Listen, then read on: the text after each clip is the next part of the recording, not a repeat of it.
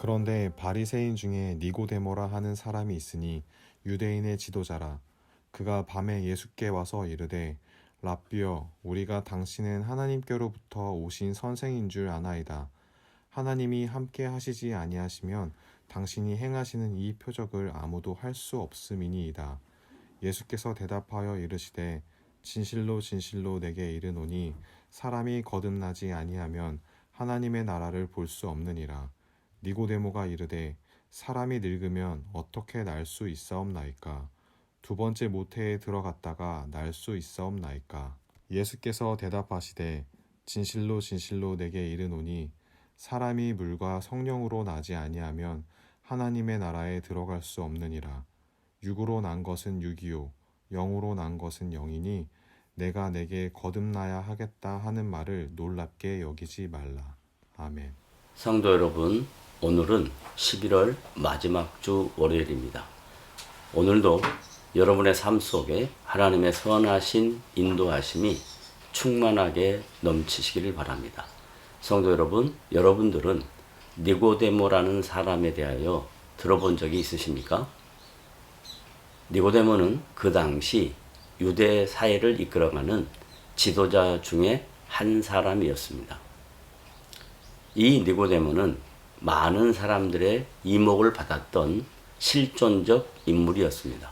그는 바리새인이었으며 사내들인 공의회 최고회의 의원으로서 유대의 전통과 관습과 법규 등을 잘 지키며 살았던 그 시대의 지배 계층 속에 속한 사람이었습니다.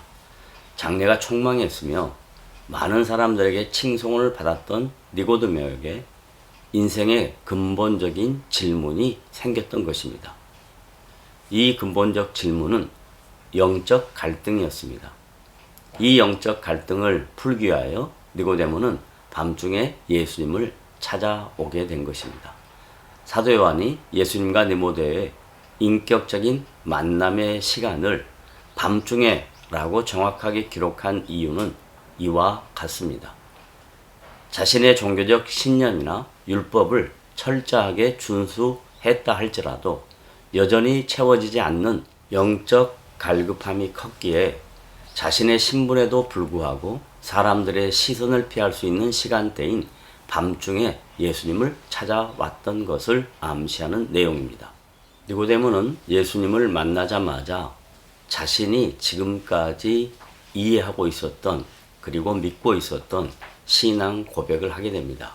그 신앙 고백은 크게 두 가지로 나누어질 수 있습니다. 첫째, 랍비여, 우리가 당신을 하나님께로부터 오신 선생인 줄 아나이다 라는 것입니다. 유대인에게 있어서 랍비는 영적 스승이라는 뜻이며 우리라는 복수 대명사를 사용하는 것은 이 고백이 자신만의 고백이 아니라 주변 이웃 사람들도 이렇게 고백하고 있는 것에 동의한다는 표현입니다. 두 번째는 당신은 하나님께로부터 오신 선생인 줄 아나이다 라는 것입니다. 이것은 수많은 초자연적인 이적과 표적을 일으키실 수 있는 분이시며 자신들이 믿고 있는 창조주 하나님의 권능이 아니고서는 도저히 이런 일을 할 수 없는 일이라고 인정하는 것입니다. 이에 대한 예수님의 반응은 니고데모의 고백과 전혀 상관이 없는 내용으로 말씀하는 것처럼 보이지만 본문은 예수님께서 대답하여 라고 기록하고 있습니다. 또한 진실로 진실로 라는 반복된 단어를 사용하여 이 내용을 강조하고 있습니다.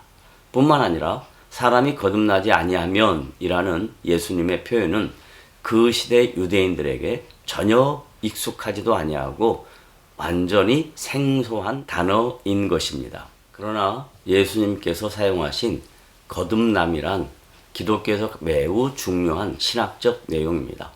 거듭남이란 헬라어 팔랑게네시아라는 뜻입니다. 이 단어는 팔린이라는 다시 한 번과 게네시스라는 출생이란 두 단어의 합성어입니다. 그러므로 거듭남이란 다시 태어난다는 뜻이며 다시 위로부터 태어난다, 하나님께로부터 태어남으로 해석할 수 있는 내용입니다. 이것을 중생이라고 다르게 표현하기도 합니다. 거듭남 또는 중생의 실제와 내용도 기독교와 타종교를 구별하는 데 있어서 매우 중요한 가치를 지니고 있습니다. 모든 그리스도인들에게 하나님의 자녀됨의 영광과 이 땅에서의 성도로서의 존귀한 삶과 영원한 하나님의 나라에 들어갈 거룩한 존재인 것을 확인하는 출발점이며 하나님의 거룩한 통치를 받고 그 은혜로 살아가는 변화된 삶을 맛볼 수 있게 될 것입니다. 사도 요한은 이 거듭남 혹은 중생의 신비를 다양한 표현들로 반복했습니다. 요한복음 1장 13절에서는 하나님께로부터 나는 것, 요한복음 3장 3절에서는 다시 태어나는 것, 요한복음 3장 5절로부터 6절까지는 물과 성령으로 나는 것이라고 강조했습니다. 여기서 강조한 것은 이 신비가 사람의 의지나 결단, 노력에 의한 산물이 아니라 하나님께로부터 시작된다고 가르치는 내용입니다. 그러므로 이 신비는 이 세상의 무엇과도 바꿀 수 없고 어떤 것으로도 대체할 수 없는 모든 성도들에게 주어진 하나님의 은혜의 선물이며 놀라운 기적인 것입니다.